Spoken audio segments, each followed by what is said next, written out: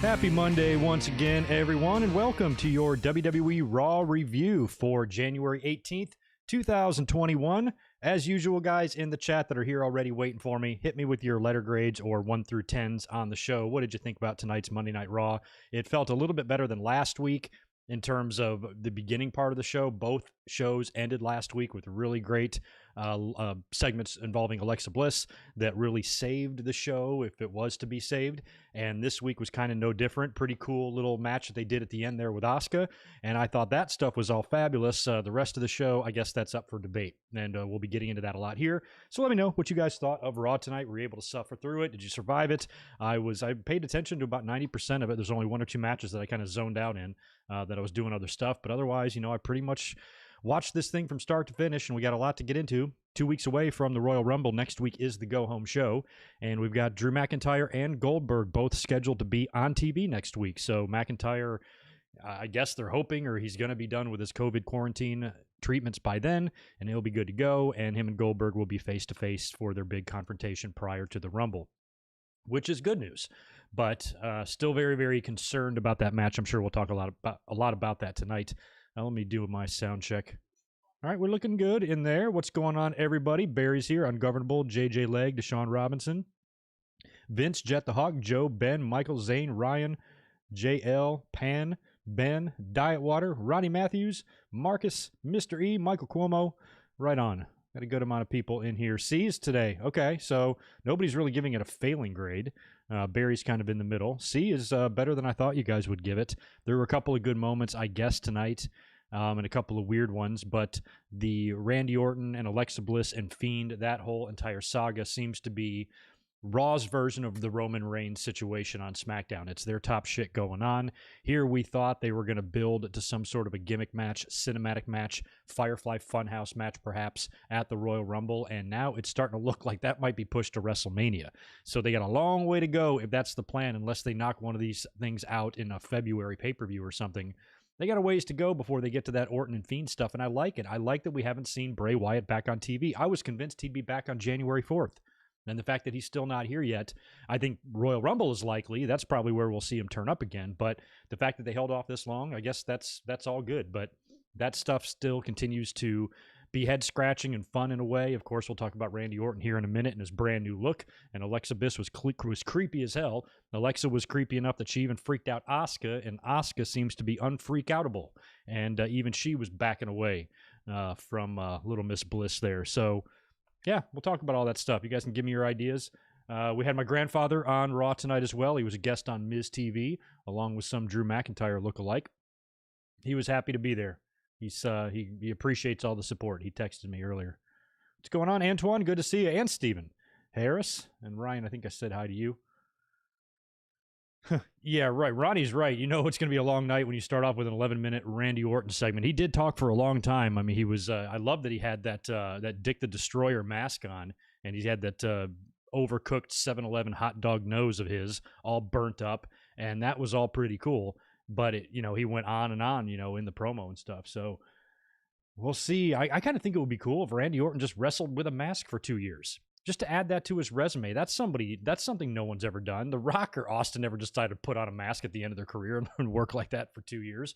It would just be something random that he could say he did. I don't know. Why not? I mean, you got to sell the burns. I mean, if you're trying to play off like these burns are real, you can't just be back next week with clear fucking skin. He's going to have to wear this thing at least for a little while. And we'll see. It's somewhat intriguing. I'm interested in it. And it was all that stuff for the most part was good. But yeah, I mean, Randy Orton, the promo that he opened with it, we'll talk about in a minute, I think could have been simplified down by half, in terms of what he said and, what it really meant. He just did kind of ramble, but you know what? You got 3 hours to fill, so ramble away. Antoine's giving it a C. Everybody seems to be giving it a C. I think that's fair. C is fair.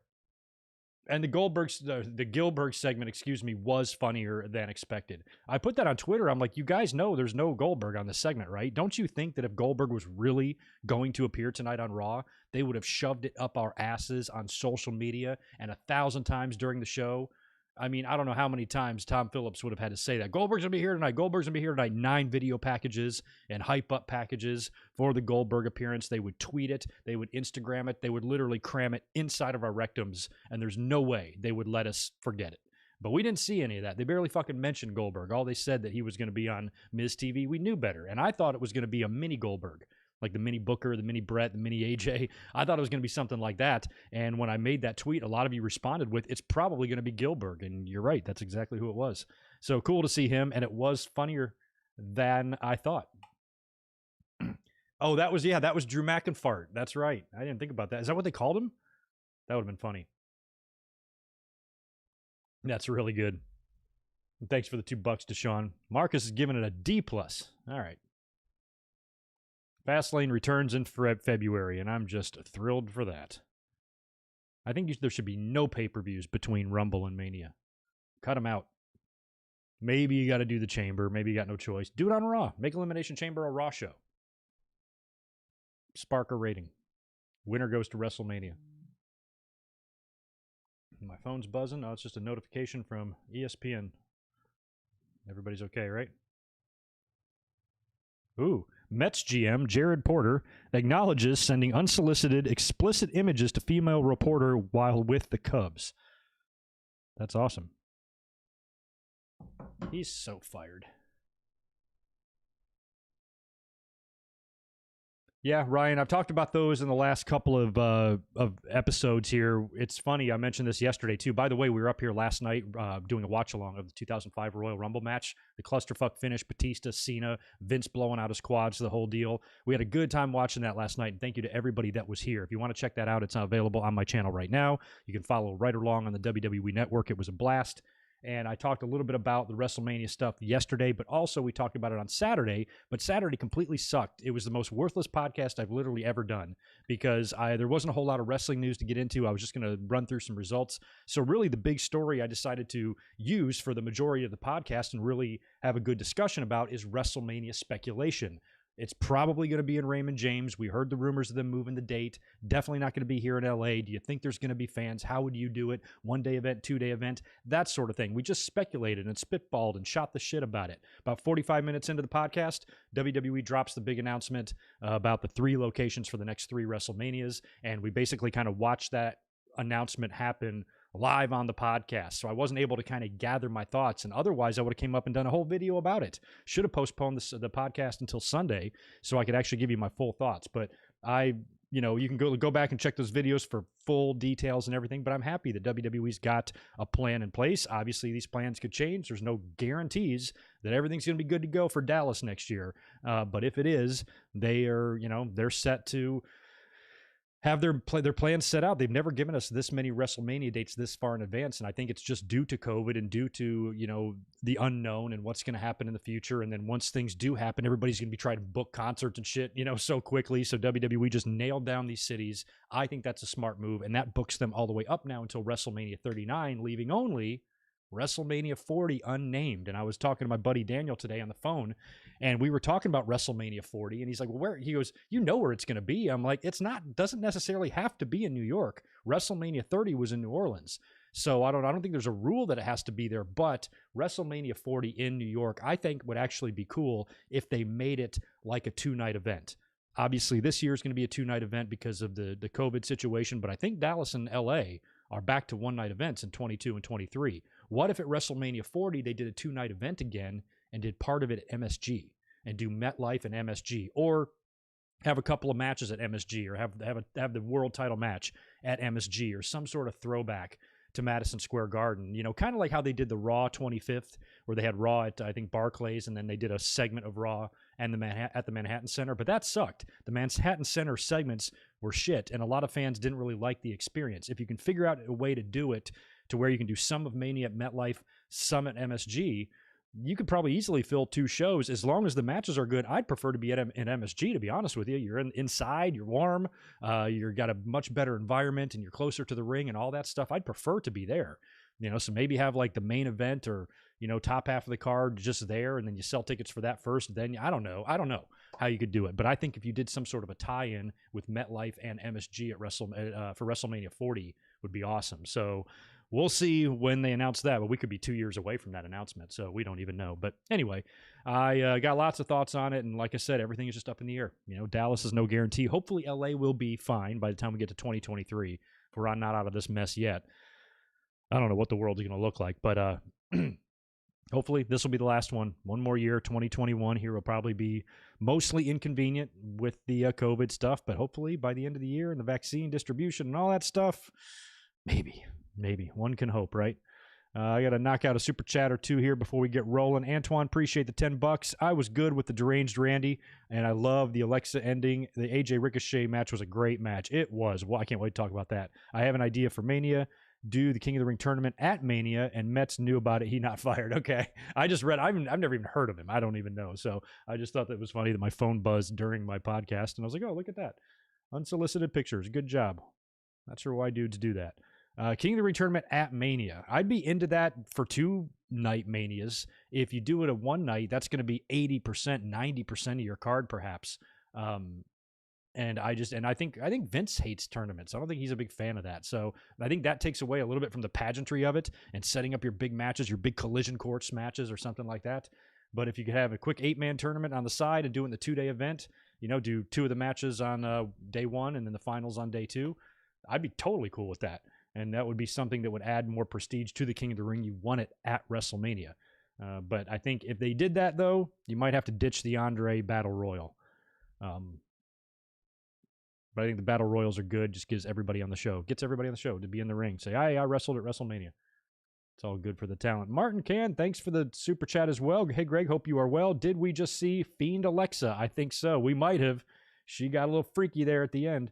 And Michael Cuomo, appreciate the $2 as well. WrestleMania is two big arenas, only stadiums now. I know, yeah, but what I'm saying is they could do a combo. They're never going to go back to a small arena. Like that's why WrestleMania 40 will not be in Madison Square Garden, but it can be in both. They can still do MetLife and then do a portion of WrestleMania in Madison Square Garden because that's where the first one was. I think that would be awesome. And I think that would be a nice compromise. WWE can still get the stadium show, but they can also still get Madison Square Garden. It's the same reason why they didn't really put the 25th Raw in the Manhattan Center. You can only sell 100 fucking tickets for that thing. So you want to, get your money and your revenue the money you normally make off WrestleMania, and having a tie in there to the Garden, I think would be great. Thanks for another $2. Too big for arenas now. Yeah. Oh, I see what you're saying. Yeah, they're definitely too big for arenas now, but I think there's a compromise to be made there. We'll see. What's going on, Dave Sims? Good to see you. Glad you're here. Anyway, that knocks it out for the pleasantries. We'll go ahead and get into the Raw results here and start rolling through this show. Don't know what kind of audience we're going to have tonight or if anybody fucking cares about what happened on Raw, but we'll run through it and we'll hang out a little bit. And if we get through it in time, it'll be a short stream. Otherwise, I'll hang out here and chat with you guys for a little bit. We'll see how it goes.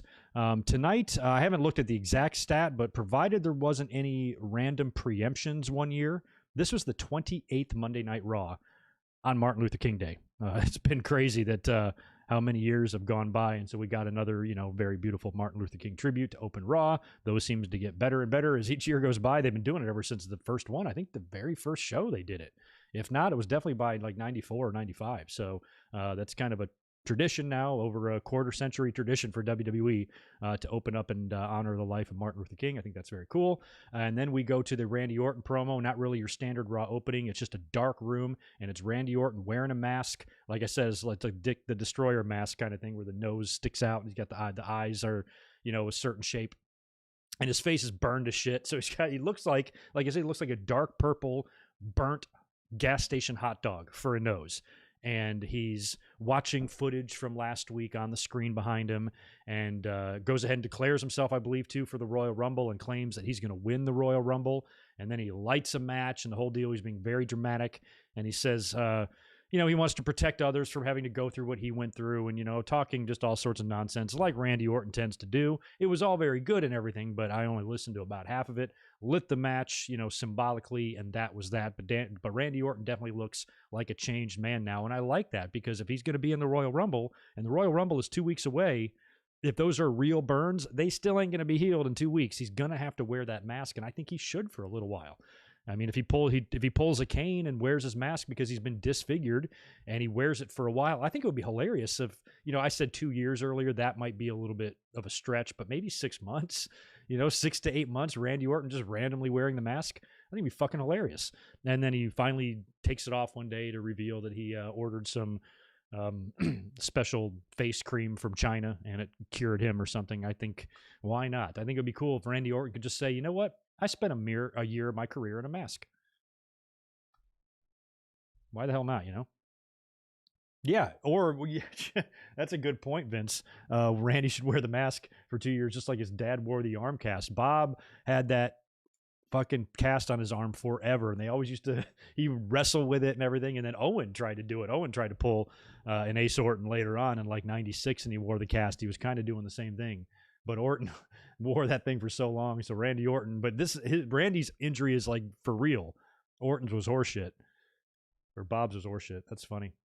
Las Vegas for 40. I could see that as well. We were talking about that the other day, or today, that all the different buildings for WrestleMania that you could do. You got brand new stadiums in Minnesota. You got Vegas, of course, which will be outdoors. And you have Atlanta, who's got a brand new one.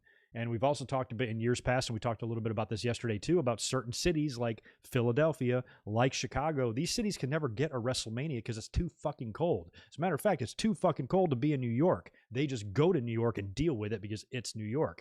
But some of these cities really lose out. So when I was talking to my friend today on the phone, and as we're seeing this year with WrestleMania having the latest date ever for a WrestleMania, April 11th, they've never done it later than this. If they push the WrestleMania date back a month, and they started doing early to mid-May instead of early or late March, early April, and they did like middle of May, you could incorporate and give some of these other cities a chance now. The only thing you'd have to really worry about is rain, which could definitely happen. But in terms of weather or it not being too cold, chances are you might be in good shape in early May or even early June if you wanted to stretch it one more month past that in a Chicago or a Philly or another city that might not be able to host one. So the more WrestleManias there are, WWE should consider changing the date up. And who's to say WrestleMania always has to be at that one time of the year? They've changed everything else up over the years. What if you just had WrestleMania? Some years it's in April and some years it's in June, depending on where your city is. I think it would give more cities a chance to host it, and it would open up the door for more arenas and more stadiums. But otherwise, WWE is going to be limited to New York, warm places, or indoor places. That's it. That's all they can do.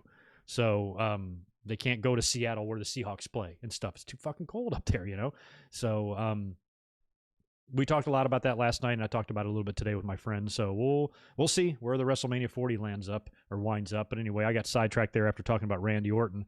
The first match of the night is Charlotte Flair taking on Peyton Royce. Now they do a recap of what happened last week with Charlotte and Lacey, and now Ric Flair apparently is banging Lacey Evans.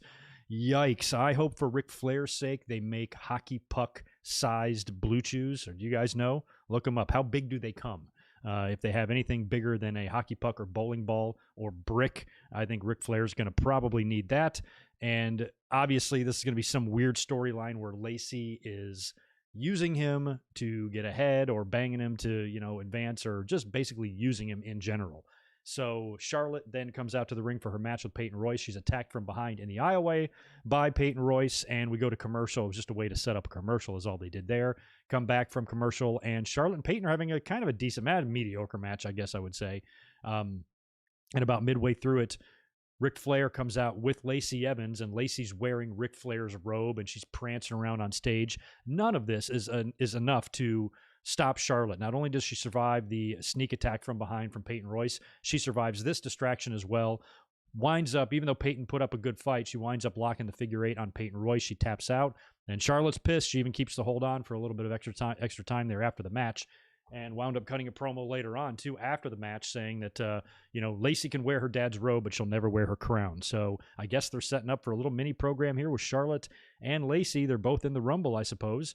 And based on what we saw later on, the whole time I thought it was going to be a situation with Charlotte facing Asuka for the title. Charlotte beats her, goes into WrestleMania, maybe drops the belt to Rhea Ripley. All that can still happen, but right now it's, after what we saw tonight with the finish of that match, it's probably going to be Alexa and Asuka for the title at Royal Rumble, most likely. So that we'll see what kind of direction they go with the women, and Shayna and Nia would have some action later on as well. Oh my God, this was a funny backstage promo. Jesus Christ, this was embarrassing. Hurt Business show up, and I can't tell you how just sexy these guys are. They're ridiculous. They all show up there. They approach Matt Riddle, who's wearing his goofy little outfit and his flip-flops. They talk shit to him a little bit. And then Lashley makes fun of his flip-flops, and I forgot what Matt Riddle says, some little, witty comeback there. And then Lashley goes to stomp Riddle's bare feet, and he stomps, but the camera is showing the floor. So, the camera should have been more panned up to their faces. That way Lashley could just stomp wherever he wanted. But he tried to stomp Riddle's foot, and he missed, no shit, by like this much. I mean, he was nowhere near. And then Matt sells it, and he goes down. The only thing I can think of is that Lashley is so badass.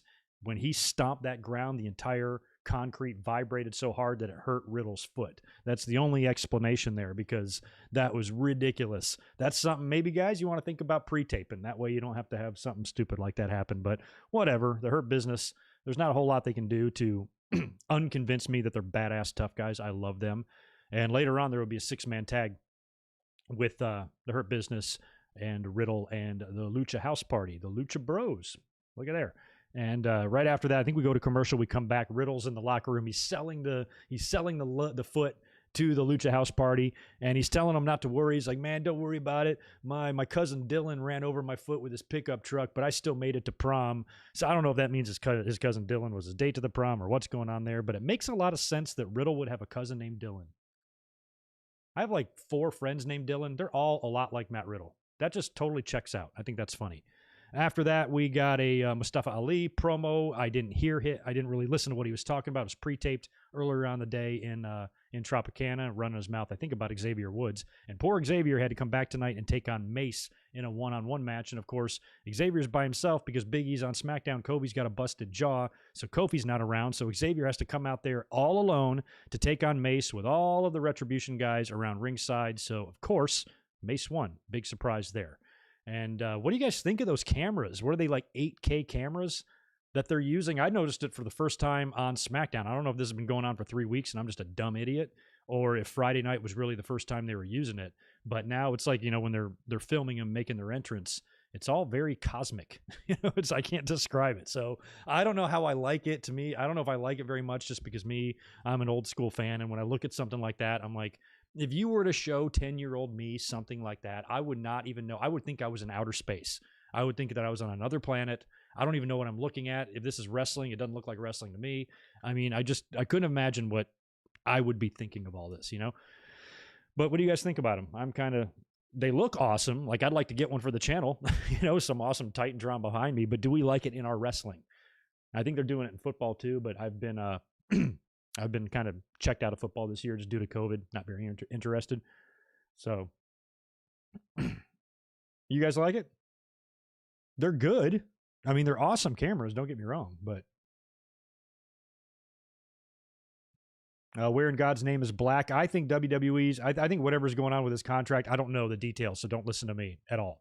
But I'm hoping his contract is within a year of expiration, so he can just sit out and leave. Doesn't look like they're going to be using him. I think they're kind of pissed at Zelina. They had to let her go, and he's probably pissed at them for letting him go, and he probably wants out. But I'm not speaking for him. That's just speculation. If I was him, I'd be like, get me the fuck out of here so I can go to AEW and actually, wrestle. Ugh, it's so annoying, isn't it? Yeah, exactly. That camera, it looks like a video game, and I guess it's just going to take some getting used to. But, to me, it's like, damn, is that a level of production that we really need? I know it's cool and everything, but does wrestling need that? Does that improve the product? WWE is overproduced enough as it is. For all of the micromanagement that goes into every single little minute detail of production, yet no detail goes into creative. This WWE for you. Don't you love them? Here's something that can go on my list of things I can do without. We had a Jeff Jarrett promo where he's shouting out Toby Keith. He says something like, in the words of the great Toby Keith and one of his stupid fucking country songs, and I predict Goldberg's going to win the title. Jeff Jarrett, get out of my fucking face. I love you, Jeff, but Jesus, not only do you recite country song lyrics, you say Goldberg's going to win the title? I don't think so. Not on my watch. Get out my face. But then it would be on. Oh, actually, I had that reversed. That came next. But prior to that wonderful Jeff Jarrett promo that was a show stealer, we had Alexa's Playground. So not only is Alexa Bliss scheduled to face Asuka later on tonight, which is going to be the main event, she's also invited her on Alexa's Playground. Now, last week, Alexa shot Randy Orton in the face with a fireball. So I don't know how Randy Orton allowed Alexa Bliss to have this segment without coming out and getting some revenge on him. Like, if I know it's like it's a female and you can't like beat the shit out of her, I understand that. But if one of them shoots me in the face with a fireball, I'm gonna get revenge somehow. I'm gonna hire a woman to find her. So I don't know why Randy Orton didn't speed up in a fucking white minivan and abduct her and drive away. Like, I thought Alexa was in danger tonight, because I'm like, who would blast the Viper in the face with a fireball and expect no repercussions and just walk out on Raw like, oh, everything's fine, nothing's going to happen to me. So I thought poor Alexa was going to get annihilated, but she seemed to be all right. She was in her playground set. She says she wants to address the Viper in the room, and said that she was only coming out last week to talk to Randy Orton, and fireball went off by accident or something like that, and she said she'll give him some sunblock recommendations. So that was nice of her. And then she brings out Asuka, who's her guest, and I love this because these two, when this match was announced, I'm like, oh my God, you talk about a trippy fucking match and segment in her interaction between these two nutcases. Asuka's a complete fucking goofball. She's been like an evil clown kind of crazy gimmick before, and now she's out there in her, crazy dancing eccentric way, and she's going to be pairing up with Alexa Bliss and Alexa's Playground. Man, I'd do anything for a fucking bowl of mushrooms right now. So Asuka came out there, and it was kind of funny to see her a little bit spooked out, because she got in the ring, and as soon as she got in the ring, I said, Asuka is cool. Asuka will sit right down on that swing like it's nothing. She'll sit right next to Alexa Bliss and swing with her, and that's what Asuka does. She goes to go sit in the other swing seat, and Alexa's like, no, you can't sit there. Like, that's his seat. So I guess the invisible fiend is sitting there. I couldn't see him at all. Or maybe it was John Cena actually sitting in the swing. It's probably who it was. So after that, Asuka kind of walks to the other side. She goes and stands by the slide, but she's clearly a little bit, freaked out a little bit. Alexa also declares herself for the Royal Rumble, and Asuka seems to try to keep things lighthearted. She's trying to dance around. She's trying to have fun. She's trying to even show concern for Alexa, like, I'm worried about you. And I think she says something like, the Fiend's name, and then Alexa gets very, very mad, and she's like, that's enough. Don't say his name or whatever, and, getting really, really intense. And then Asuka just kind of leaves freaked out. So Alexa went through a lot of transformation there. She was kind of normal and happy, but there were a couple of trigger words there that would kind of transform her into somebody else and take her to a different place. That was all pretty cool. And Asuka actually being a little bit freaked about that, I liked that Asuka sold it that well. So that was all good. So that was a good setup for the main event later on with those two. And I knew it was going to be interesting. After that, we got Shayna Baszler taking on Mandy Rose. Baszler beats Mandy with the Kirifuda clutch. Dana attacks after the match. Dana is at ringside backing up Mandy Rose, and Nia Jax is on commentary backing up Shayna Baszler. And after the match, there's arguing going on between Shayna and Nia. They're kind of not really getting along. They wouldn't get along later on in a backstage promo either, and talking about the two of them being in the Rumble, but also potentially challenging again for the tag belt. So it looks like that split is getting close to being finished. And while they're arguing, Dana nails Nia and all that nonsense. So the match kind of ended like that. And then we would get into a really good match on the show coming up here in a minute. But before we do that, I want to cruise back over here to the chat and make sure I didn't miss anything too crazy. And I want to say hi to Deshaun Robinson, and I appreciate the $5 more bucks. And you are saying those new cameras are used for NFL as sideline cameras in the end zone, and it's insane. Yeah, somebody told me the NFL's been using them. I've only watched a few bits of NFL. I watched a little bit of the Brady and Breeze shit from last night because some of the highlights there, because that's Breeze. That's probably it for him. But I haven't really gotten a good look at some of their production stuff. Man. Transferring heat. I am not next, Slapnuts. You're next. Hell no. No way, Jeff Jarrett. Toby Keith. Get out of here. Anyway, one of the bright spots on Raw tonight was a doozy of a match between AJ Styles and Ricochet. I loved this thing. And I got to say it was better than I thought, because when I saw that the match was announced, Ricochet is backstage with Adam Pearce. I don't believe they even announced this prior to Raw. I didn't see it. They might have. But Ricochet is at Gorilla. Adam Pearce is with him. And Pearce is talking about the opportunity that he's giving. Ricochet's like, look, I opened the window. You still got to crawl through it. You got a match with AJ Styles tonight. If you beat him, you qualify for the Royal Rumble. It's an opportunity for you. And Ricochet's like, yeah, it's going to be my time. And blah, blah, blah. And thank you for the opportunity, whatever. AJ Styles shows up with, is it Omos or Omos? I thought it was Omos. It's Omos, I guess. And they show up, start giving shit to Ricochet, call him a loser and all that crap, and then he's not going to win nothing. I think they go to commercial, they come back, and we got AJ Styles and Ricochet in a one-on-one match on Raw, which normally on paper, that's a pass the lotion moment. But on Raw, in the middle of the damn show, on a 3-hour show with 9 commercial breaks every half an hour, like how good can this match really be? A match that could potentially main event and be match of the decade if it were held at Wrestle Kingdom could be forgotten in a week if it's held on Raw. That's the difference between, some of these matches and how big they actually really should be. So I was hoping WWE just gave these guys some time. You can't put AJ Styles and Ricochet in the ring no matter how bad your fucking company is and the match sucked. It's automatically going to be good, but it was a little bit better than I thought it would be. And a lot of good spots in this match. I love the phenomenal forearm counter of Ricochet into the code breaker, but he calls it something else, whatever that was. That was a great spot. Just a ridiculous finish with AJ. It's hard to even describe this. So AJ, I guess he's going for like a springboard on the top rope, but AJ catches him in suplex position and then backs him off the ropes and then throws him and drapes him on the top rope. Ricochet then drapes himself like over his stomach on the top rope, bounces off, ricochets into AJ, who catches him in perfect Styles Clash position, nails him with a picture perfect Styles Clash and rolls him over and pins him for the win in an absolutely spectacular finish. That match was good. Big part of me really wishes WWE would do more with Ricochet, and I saw a lot of people, oh, he's buried and he's a loser and blah, blah, blah, and he's in catering. I'm like, no, he's not in catering. He's actually on Raw every week, and tonight he had a great match with a former WWE champion. Yes, he is losing, but burying is a stretch. WWE is just not using him, having him winning titles. He's just there, having good matches, but he's on TV every week, and he's being featured every week. I think he was off last. We were all speculating on where he was. We thought he got COVID. But every other week prior to that, he's been on the show, whether it be with the Hurt Business or doing whatever he's doing, he's there. So he's not in catering all the time. That's bullshit. And I wish they would do more with him. If you ask me, Ricochet should automatically be contending for Intercontinental or U.S. title at the very least. And I wouldn't mind giving this man some title shots. I always reference this match, but a few years back, he had a hell of a match on Raw, King of the Ring qualifier with Drew McIntyre, and he beat him. Or a King of the Ring match, and it was a great match, and it showed that he can work with the big guys, he can work with guys his size, and he can work with absolute Hall of Fame pros like AJ Styles. There's no reason that this guy should not be positioned better in the company, but a lot of times WWE does this to people when they've got them locked in long contracts. There was some speculation that Ricochet might want out and his contract might be up, but it's not. Doesn't run up until 2024. He's got 4 more fucking years there, or 3 more at least, when he signed his deal, his 5-year deal. So he's got a ways to go. WWE doesn't, I guess they don't even feel like a sense of urgency. Hey, they got him locked up. He can't go anywhere even if he wanted to. So they don't, it's like they don't care or something. But, a guy that good should not be losing every week and basically having nothing to do, just going from opponent to opponent, match loss after match loss after match loss. It gets old. It gets completely old. But, Ricochet is also too good to where he's never going to have to worry.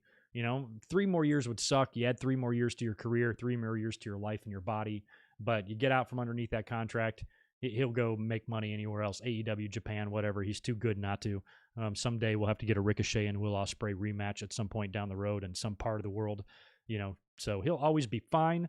It's not like he's complete trash or anything, but for WWE to not recognize like the athletic ability of him is like frustrating. I want to jam this pen in my eye. Oh, shit. My mini fridge is open. You guys cool for it? Hang for a second if I can go shut this real quick. Pardon me. Sorry about that.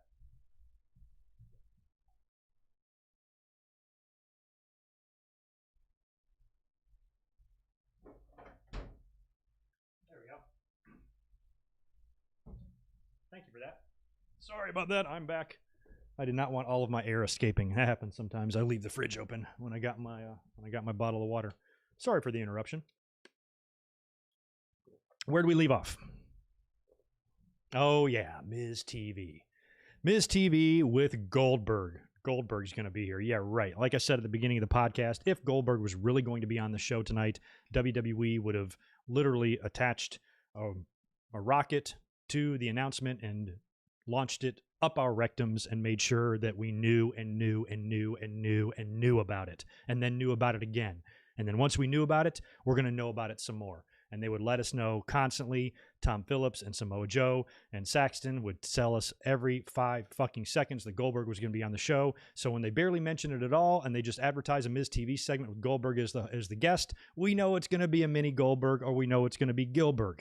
And it turned out to be Gilberg, which is great because he recently had some health problems. I believe he had a heart attack. So I was really happy to see him out there. He did his typical Gilberg stuff. He looks good, doesn't he? I mean, Gilberg for his age anyway. Got the sparklers, does and he gets in the ring and he's still great at the It's so fucking funny. And he's just a fucking mess. He gets in the ring, he doesn't say much, and that's when they bring out Drew McIntyre as well, the big face-to-face, but it's not Drew McIntyre. It is an exact replica of him. I don't know where they found this guy. I cannot believe an exact duplicate of Drew McIntyre exists, but they found one. So WWE signed this guy, because if you let him go and go to AEW, that's going to be absolutely foolish. So this guy was just a physical specimen. It was just rock hard looking at him. And he got in there with Gilberg, and then it turned out to be this huge mess. And then Miz and Morrison start arguing with each other, still teasing that split. Nobody was really funny. The best part of this whole thing was, number one, seeing Gilberg again. That was all funny. But I also got to give props to The Miz for an absolutely amazing introduction. If this would have been the real Goldberg, the intro that he gave Goldberg this introduction was absolutely incredible. Go back and watch his introduction. It was fucking perfect, but it turned out to be Gilberg instead. But none of that really surprised me. It was a funny segment, was better than I expected it to be, and this segment actually did make me laugh. And in the end, the whole point of this was to show Goldberg and Drew McIntyre that they both think they're going to win at the Royal Rumble, but neither one of them are going to win, because The Miz is going to cash in his briefcase and become champion at the Royal Rumble. And to be perfectly honest with you, I would take that over Goldberg winning. If it was down to those two, it was like Vince McMahon says, Greg, these are your two choices. Goldberg wins the title, Miz wins the title. Drew retaining is not going to happen. It has to be one of these two. I'm picking Miz, motherfucker. Hell yeah. So whatever happens, just don't put the title on Goldberg, but they're gonna, aren't they? Why give Goldberg a match for the title prior to WrestleMania? This fucking company. We'll see. But man, if they beat Drew a year after they beat The Fiend by this guy, I'm going to buy a Pinto and live in it. Anyway, so that happened. That whole segment happened, and it was pretty funny. Oh yeah, Michael, I'm always in the PJs, man. I wear these like soft ass pants. I love them. I would live in these if I could. I'll show them off for you one time. I'm actually glad I had pants on. Sometimes I don't, because most of the time I don't get up, or I block out the screen. But since I'm fully clothed tonight, I decided to give you all a little show. You liked it, didn't you? Don't lie. You can rewind it and pause it later. What's next here? Oh, yeah. 6-man match is up next. Hurt Business. God, Lashley is just a beast. I am so Team Lashley right now. Man, do not slow down his momentum, WWE. I'm begging you. Just let him roll. He's such a badass. Along with Shelton Benjamin and Cedric Alexander, tag team champions, taking on Riddle and the Lucha House Party in a 6-man. Shelton and Cedric are having problems again, right? Now, this is another match I was kind of in and out of the room. So I know Cedric's been acting real crazy lately, and I don't like that, because the Hurt Business just won the title. And literally the night they won the title, they started teasing all this dissension. And I'm like, is it me, or is it just way too early to break up this faction? I like the Hurt Business. I don't want them to go anywhere. I want them to be a strong unit. There's no reason why they can't be a heel version of the New Day, to where they are just really, it's tough to break that bond. And there's just so much dissension there. I just want to keep this faction rolling. I like it. MVP's a great mouthpiece. They're good looking. They're all great talents, and it gives Cedric something to do after floundering in cruiserweights forever. Gives Shelton something to do after floundering since his return, when he came back doing absolutely nothing. And it puts them all in a good light. It gives them TV time every week, gives them mic time. They got title belts, all of them. I know all factions have to break up. Her Business will be no different, but there is no reason to do it right now. Take your time, man. Break them up next fall. Shit. I don't get it. And just have Lashley roll. Have these guys be dominant. And just don't do everything so damn fast. Why does everything have to be done so fast? And the match we're going to talk about here in a minute is the same way, because they just put Jackson Riker with Elias, and now they're having problems already. So, which is fine. I don't give a shit about either one of those two guys, really. But, with the Hurt Business, I kind of wish they'd stay on the same page a bit. Do the breakup later. Sure, They got to break up. MVP's got to get mad. Somebody's got to get pissed, or you got to have a weak link that you need to kick out of there or something like that. So unless this leads to something to where one guy gets kicked out, like Cedric, and replaced with somebody else, and the faction keeps rolling, then other than that, I don't have any interest in really seeing this. And I don't really have any interest in seeing Cedric or Shelton leave anyway. So just keep the group together, WWE. Assholes. But anyway, they won the 6-man despite all the problems, and in a great move, my man Lashley, fed up with the bullshit, he's like, God damn you guys, get out of my way, grabs Grand Metalik and just rips his fucking head off with the hurt lock, and he taps out, and he wins the match for the team. So as long as Lashley just stays in there, he will do his deal. And he aggressively tapped out Grand Metalik, and he looked really, really pissed off. So I'm still liking me some Lashley. Maybe this is all leading up to a big singles launch for him. If the Hurt Business starts imploding around him, maybe he says, I got to get away from you guys, you're holding me down, and just annihilates them all, then maybe I'm all for that. But whatever happens here, just don't let it harm Lashley. I don't care what you do to anybody else, just don't hurt Lashley. He's my guy. He is my guy. And after that, we got a Drew McIntyre promo back in his hotel room or wherever he's quarantining, and he talked about his COVID test and all of that, but also said he's going to be back and good to go and on the show next week, and told Goldberg that he better be there, and he wants to see the same fiery, mad Goldberg that shoved him down a couple of weeks ago. He wants to see that guy next week. He wants to see that guy at the Royal Rumble, and McIntyre is claiming that he'll be on Raw next week, so I guess he's got to follow the protocol and do the negative tests and quarantine and all that, and fingers crossed that he'll be good to go. WWE, I think, is confident that he will be. And, you know, at least not for next week. I don't really care so much about. I don't care about the face-to-face. I don't need to see it. But the match, they would want to stay intact, I would think. Otherwise, it's going to fuck up their plans too. So very nervous about McIntyre and Goldberg. Going to be very disappointed if Goldberg wins. But last year, I came up here prior to the Superstar show, whatever the Saudi Arabia show was. And I was like, y'all, you're stupid. Come on, don't be silly. Goldberg is not going to beat The Fiend. You guys are all smoking crack. All of you are telling me Goldberg's going to beat him, good micro. Goldberg's going to beat him, good micro. I'm like, no, he's not. Are y'all high? It is not going to happen. No way in a million years is it going to happen. I'm right. You're wrong. I was wrong. So this year, I don't want to say the same thing and be like, there's no fucking way Goldberg's going to win. And then he wins. And McIntyre, you know, I know he's not been everybody's favorite champion, but he's been booked pretty strong. Swapped the belt with Orton a couple of times, but otherwise he's, you know, been on a good run. Big moment last year. Would love to have him have some sort of a big moment at WrestleMania. The only thing I can think of, and we speculated on this 2 weeks ago when the match was made, is if it's highly chronicled that Drew McIntyre really was bummed that he didn't get the Mania moment last year. He still took it seriously, still did his job, still enjoyed it and appreciated the opportunity and all of that, but he didn't lie. He's like, I'm not going to lie. I really was looking forward to having that moment in front of the crowd. So maybe they're passing the belt here to Goldberg and then do the rematch at WrestleMania and have Drew beat him, wins the title in front of a crowd this time at WrestleMania. All of a sudden, within a year's time, he's a 3-time WWE champion, really adding to his resume and legacy and stuff. But what's the point of that? You know, is that match even going to be any good? And you're going to do it twice? So that doesn't give me very much confidence that they're going to do that. If Drew drops the belt, I'm not sure if he's going to win it back or not. He might not. Goldberg will have to drop the belt at WrestleMania. He has to. So who's it going to be against if not McIntyre? And if it's not going to be McIntyre, what the hell is McIntyre going to do? We're going to get an Edge involved in this thing. Drew McIntyre, Edge, Goldberg three-way or something. I don't know. Maybe Edge gets involved in the Fiend and Randy Orton saga. Not sure that either. And we don't know who the Rumble winner is going to challenge. They might challenge Roman. They might challenge Drew. We don't know what's going on there either. A lot of up in the air, but in terms of this match coming up in 2 weeks, I am very nervous that Drew McIntyre is going to lose to Goldberg. Oh, my God. I don't even want to think about it.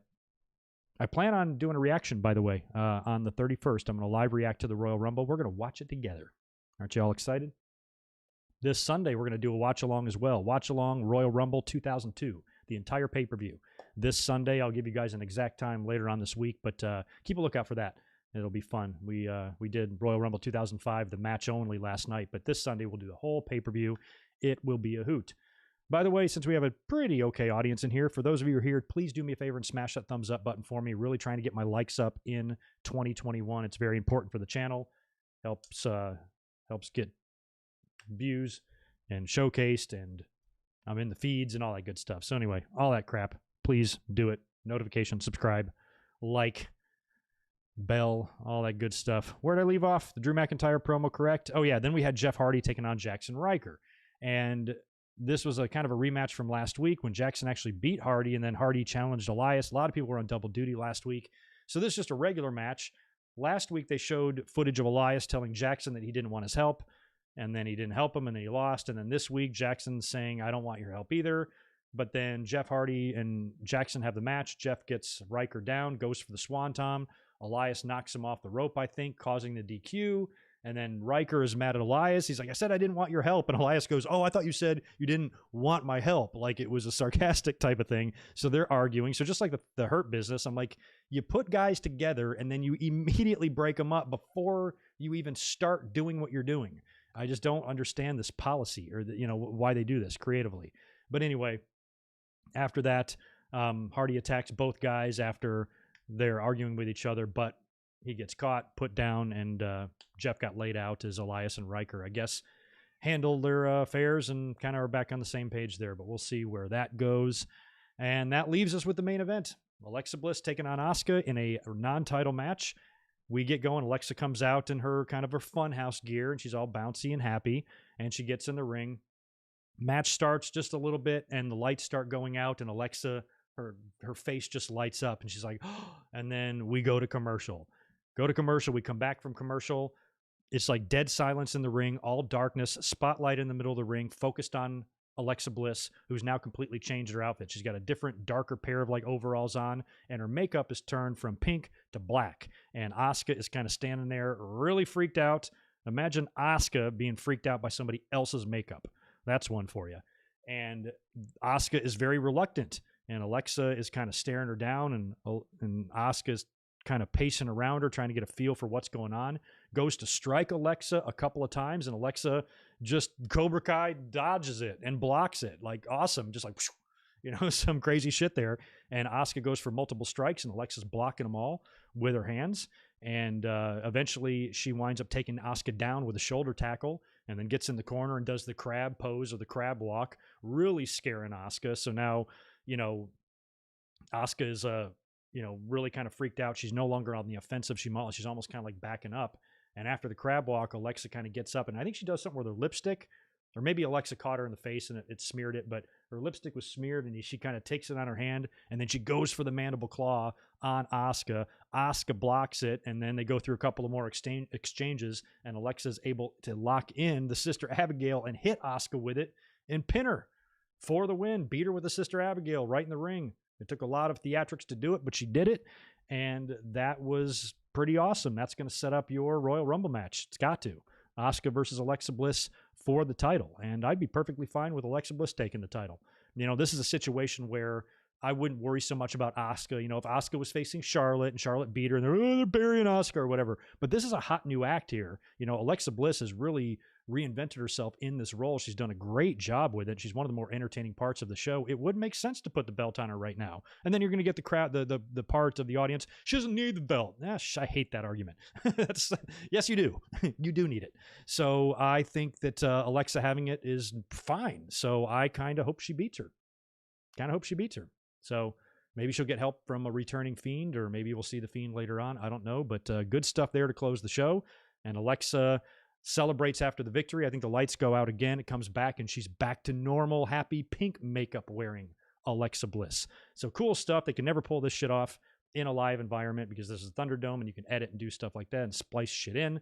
So if they did this, I don't know why they didn't just pre-tape the Lashley stomping the foot segment, but this was all a pretty decent finish to Raw. And I like that WWE is taking advantage of their ability now to do a fair amount of editing. Yes, you can still have the show live, but the fact that you don't have a live audience there means that you can do some trickery. So they might as well take advantage of this opportunity while they have the chance. And we've seen that in the last year with some more cinematic stuff and, different types of production and matches and stuff. So the more they do of this, I think the better. Take advantage of it while you have the chance, because at some point, fans are going to be back in the arena, and you're not going to be able to pull shit like this off. So when you set the Fiend, all the whole, the entire thing that they've done, the major angles they've done in this program so far with the three of these guys, with Alexa and Randy Orton and Bray Wyatt, wouldn't be able to have been done in a live environment.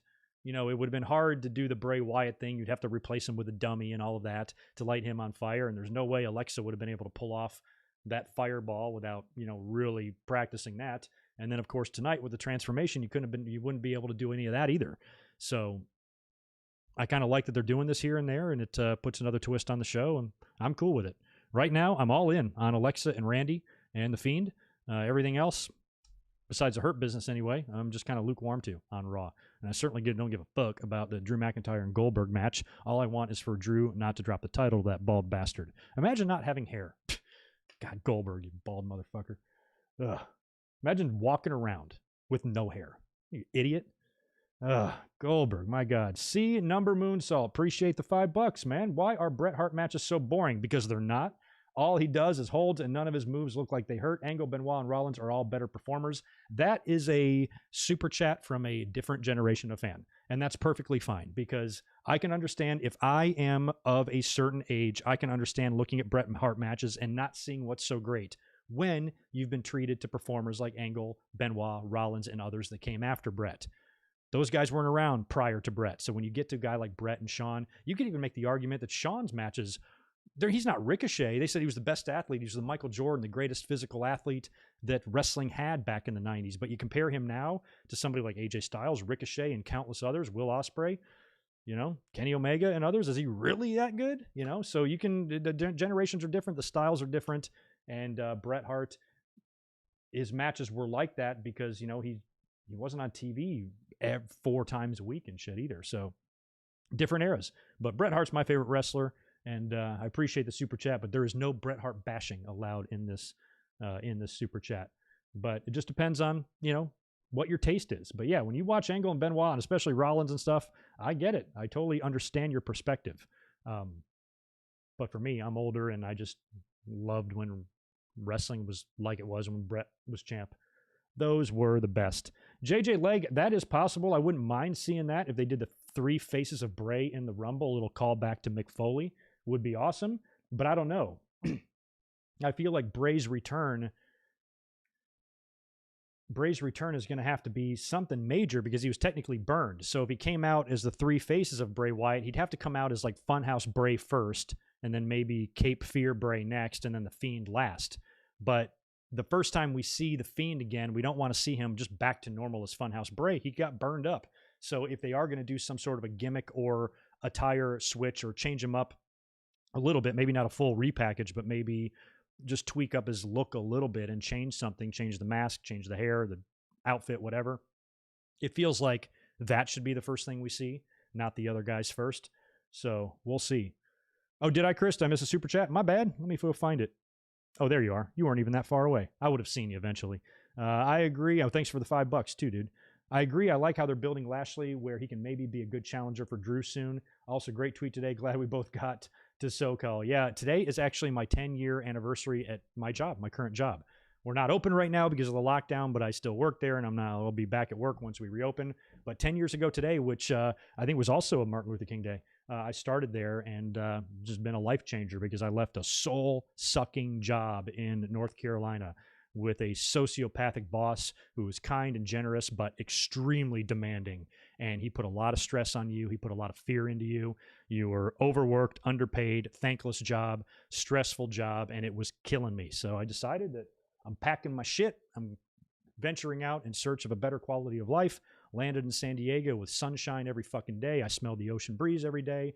Laid back, chill population here in this city. It's a great place to live except for the cost of living. Found a job that I work half the hours for twice the pay as I did in North Carolina. I have a boss that loves and trusts me completely, and I have zero stress. So I hit the damn jackpot, and I was reflecting on that today and realizing how lucky I am to be here with such a, which is just an awesome job. Even though things are a little nervous right now, I still have a great job. I got this great YouTube. Had I stayed in North Carolina and continued that job, YouTube would have never happened.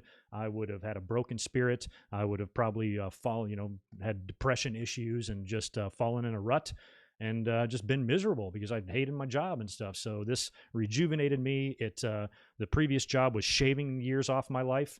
California has added years to my life. So I've made them all back up. And now I feel like, I actually feel like I'm in my early 30s, not my own early 40s, where if I was still back home working that job, I'd be feeling probably 20 years older than I am. So very happy, it's kind of reflection today saying, yeah, damn, It's been 10 years since I started this job, and I've been in California just a little bit over 10 now, as it took me a couple of months to find the job, but found it. It's been perfect.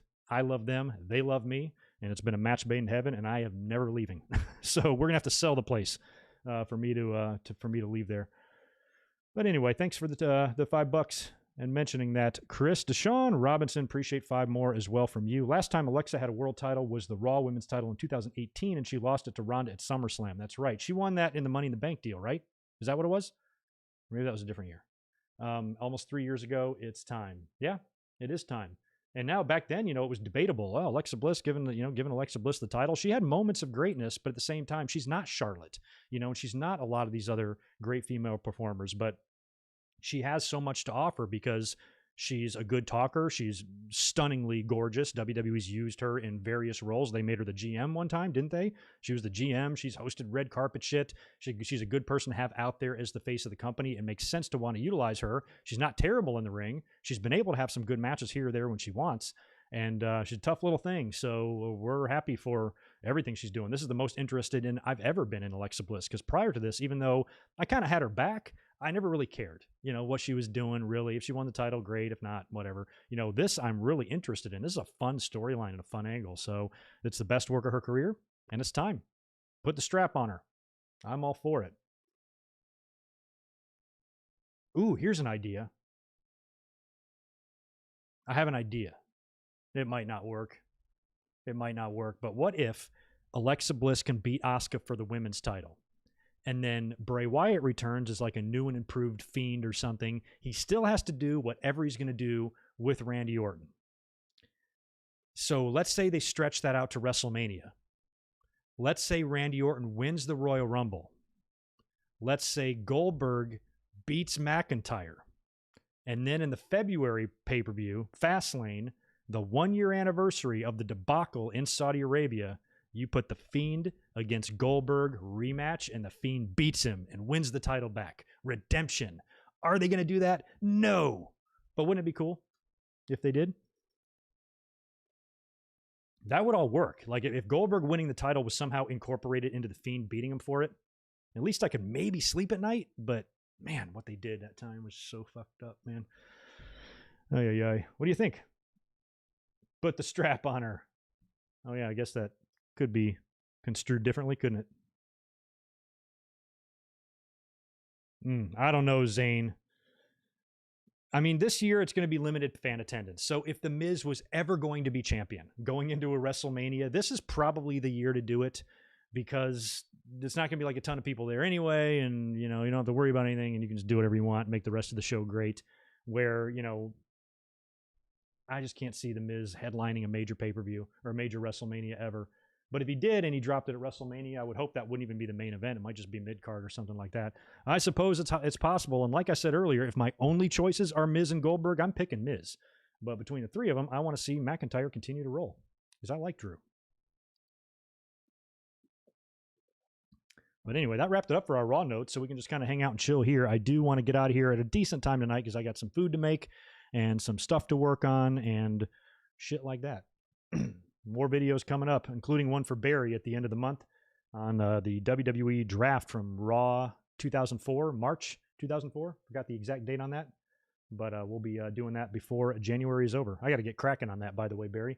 So I'm probably going to be working a little bit on that tonight. Still got to watch the show. Yeah, I know. Miz main evented 27 with Cena. It was the worst damn WrestleMania of all time, or one of them. We don't want that again. Plus, the Miz was an afterthought. The main event was between John Cena and the special enforcer on the outside of the ring, The Rock, or the host of WrestleMania or whatever. You knew Rock was going to be involved in that. The whole time, the build to that was weird, because every promo on Raw was between The Rock and Cena. And Miz is sitting there champion like, hello, motherfuckers, I'm here too. I'm kind of in this match. So that all was funny. I didn't mind all that so much.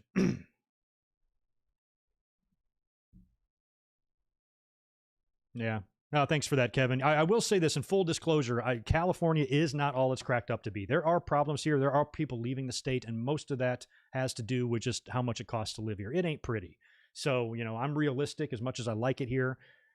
For me to set myself up financially in the future and have enough money to retire and, just kind of be stable, I might have to go back east. I don't really want to be around there right now in our political climate. It's just I can't take the South. But maybe one day down in the future, when I approach 60 years old or something, I might have to go back and find a little house in North Carolina on the beach somewhere, on the water somewhere, and retire there, because it's a third of the cost that it is here. So it isn't perfect here. I'm just very fortunate. I'm lucky that I fell into a good situation. I could have easily come here and fallen into a bad situation. But for me, one of the biggest things that helps ease my stress and makes me the happiest is climate. I have to see the sunshine. I don't like dark. I don't like gray. I don't like rain. I don't like snow. I just want to smell the ocean. I want to see the sunshine. If you give me that, that's a start, and I'll figure out the rest myself. So that was very, very important to me. And not like you can't get that stuff any other part of the country either. I mean, San Diego's arguably got the best weather in the country, but you can still go nice places. North Carolina was nice. I loved where I lived on the beach there. It was just, my job and my life, it was just too much. I was like, I got to get out of there and go and, go on an adventure, that sort of thing. So my advice is, don't be afraid to do that. Don't be afraid to pack your shit and make a change. And it might turn out saving your life, because it definitely did for me. So, yeah, California ain't perfect. It ain't perfect. I'm not saying it is. Just the weather is. Goldberg versus Scott Steiner. Alpha Dorf. You're going to make me block you? I like you. I'm not trying to block my friends. Yeah, I'll probably, Barry, when I watch that, it'll probably start coming back to me. I'll probably start remembering a little bit of what they were doing at the 04 draft. That's going to be fun. I'm going to see. I might get up here. If there's any sort of crazy news this week, I'll come up Wednesday or Thursday or something, or do a quick live stream. I don't know. But otherwise, you probably won't see me till Saturday. And it's going to be the second weekend in a row of 3 consecutive streams. I'll be up here Saturday for the podcast. Hopefully no breaking news this time will ruin it. And then I'll be up here Sunday for the Royal Rumble 2002 watch along. And then Monday night, week from tonight, post Raw review, as always. Daniel Mendiola, thank you for the $5. I appreciate it. Formerly known as DM23. Good to see you. I know you, DM23. No question. Just want to know how you feel about Mania being pushed back 2 years. I'm cool with it, because I'd rather it come here when everything is just safe. And I think in 2023, even though there's a lot up in the air, I feel confident that we can probably be back where we need to be by 2023. So I'm happy to wait. And if there's no restrictions and life is kind of easy to deal with next year, I'll go to Dallas. I'll go to WrestleMania in Dallas. It's not far of a flight. My girlfriend would be totally into going, and we could hitch a flight over there and spend the weekend. But at the very least, I'll be at LA for the whole entire weekend for that. And there's a possibility after this year, I'll be at the next 2 WrestleManias. I'm really going to try. And then who knows, like we speculated on WrestleMania 40, who knows where that's going to lead or where that's going to be. But I think a New York MetLife MSG combo would be real fun. Real fun indeed.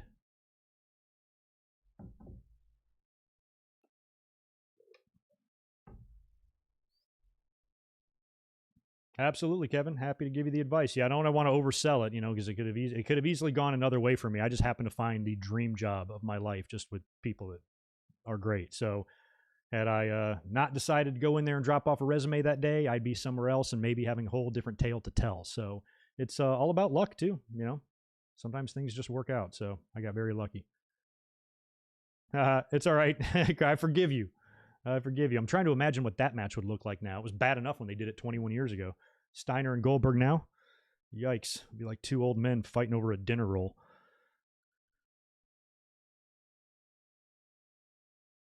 Oh, WrestleMania 40 in Louisville, Kentucky. I'd be cool with that. Ronnie, you crazy.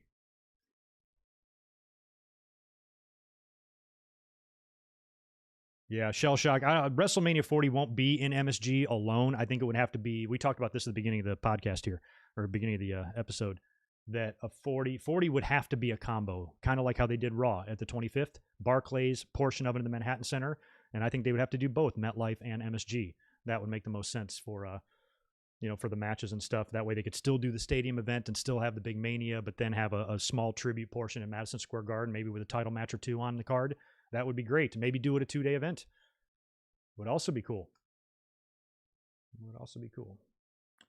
Anyway, all right. I think that's going to wrap it up for me, because I'm going to go ahead and get out of here. I'm sorry I'm cutting this a little bit short. Normally I stay up here a little bit later, but I got some stuff to do tonight, and we got into a lot on Raw, and I've been streaming a lot because you guys have been seeing me 3 straight days in a row. So I hope you guys have a great rest of your week. Like I said, you might see me midweek for some reason. If any big news story breaks, I don't have to work right now, so I'll be able to come up and talk about it.